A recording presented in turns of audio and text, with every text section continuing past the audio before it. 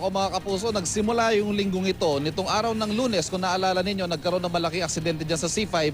At ngayon naman, pagtatapos ng linggo, isang aksidente na naman sa C5 pa rin. Mga kapuso, yan po mga pagbibigat ang daloy ng trapiko na yan sa mga pangunahing lansangan dito sa Metro Manila. Ang isa po sa mga tinitingnan dahilan kung bakit patuloy ang nakikita nilang paglobo ng bilang ng mga pasahero dito naman sa Philippine National Railways. Nagbabalik po tayo dito sa PNR Station sa Tutuban. At tulad ng nakikita ninyo, magandang umaga po sa inyong lahat.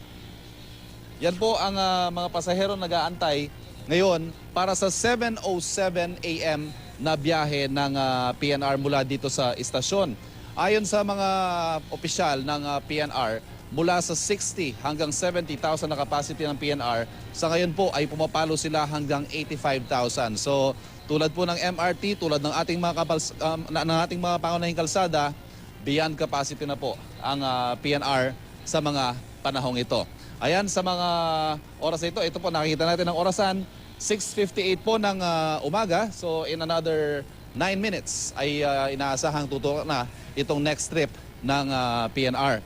Paano naman kaya tutugunan ng PNR itong paglobo ng mga pasahero ngayon? Makakausap natin si Ginoong George Ganaban. Siya po ang officer in charge ng Train Personnel Division ng PNR. Sir George, magandang umaga po sa inyo. Magandang umaga po. Mga kapuso, itong si Sir George Ganaban, nabanggit niya sa akin kanina, mahigit 40 years na po siya dito sa PNR at nakita niya na patuloy na paglobo ng mga pasahero dito. Sir George, sa tingin niyo po, bakit nakikita natin na ganun, umaabot na tayo ng 85,000 kada araw ngayong mga panahon na to? Sa kadahilanan po nakita naman natin siguro na ang LRT natin sa MRT dumadagsa ng pasahero doon at talagang nagkakaproblema sila. Wala na sila ibang matakbuhan kundi ang PNR din. Nakita naman natin na bukod sa mura na rito at mabilis din ang takbo ng biyahe natin. Tulad po nung nabanggit nyo kanina, from the usual 1-hour interval sa mga biyahe ngayon po, 30 minutes na. Maliban po sa ganong nagdagdag tayo ng mga biyahe, ano pa po ang mga balak gawin ng PNR para i-address itong growing demand? Needs all car to at least make another train 4 sets para naman ma-maintain natin yung trains running, yung number of trains running, and each 30 minutes interval. The ongoing repair of locomotive and coaches para to augment the fleet. Exploring the option of acquiring additional coaches from Japan through donations. And fast-tracking the... So basically, pagdadagdag po ng mga bago ng tren, ano? Definitely. Ito naman pong in the pipeline. Halimbawa, pwede na po tayo sumakay. Ito, magsisimula na po silang magpasakay. Tayo susubukan nating sakyan itong 707 trip. Maliban po dun sa nabanggitin yung pagdadagdag ng mga bagon, ano, ng tren to accommodate more passengers, meron po ba in the pipeline na plano na pagpapalawak pa ng ating railway system? Kung sa plano, maraming plano ang PNR management tungkol dyan. Marami. Kaya lang, siyempre, depende yan sa suporta rin ng national government natin.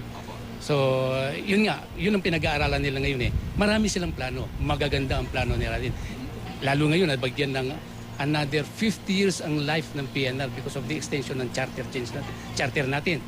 So, marami silang plano. Magagandang plano. Ang problema po, yung plano, siyempre kailangan pondo. Pondo. Kaya nga po. Kaya nga kailangan talaga may suporta ang national government na. Sana nga po nakikinig yung mga kinauukulan. Maraming salamat po sa inyo, Ginoong George Ganaban. At tulad nga po na nabanggit natin, ito nagsisimula na po magsakaya ng ating mga kababayan dito sa next trip ng PNR. Papunta po ng saan ito? Papunta po ng Laguna. Alabang po. Papunta po ng Alabang. Between Tutuban and Alabang, meron po tayong 14 na istasyon. At ito nga, seserbisyohan na ng PNR mga destinasyon. Mga kapuso, tulad po ng iba mga pag-aaral ang sinasabi, ang solusyon sa mabigat na daloy ng trapiko hindi po sa pagdadagdag ng mga kalsada kundi ang pagpapabuti ng ating mass transportation system. At yan